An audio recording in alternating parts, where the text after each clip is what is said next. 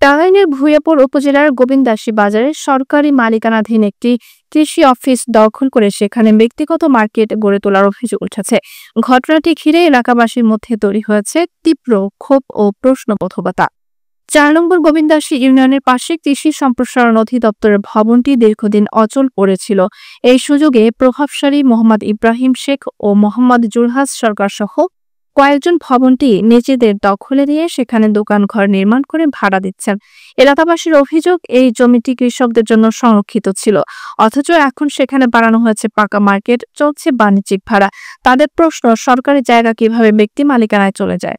স্থানীয় প্রশাসনের এক কর্মকর্তা জানিয়েছেন, বিষয়টি সম্পর্কে তারা অবগত হলেও সংশ্লিষ্টরা কোনো ধরনের সাড়া দিচ্ছে না।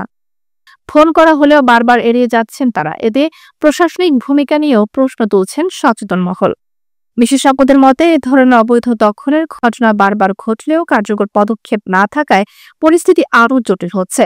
তাদের দাবি, সরকারি সম্পদ রক্ষা জরুরি ভিত্তিতে, প্রয়োজন কঠোর প্রশাসনিক ব্যবস্থা।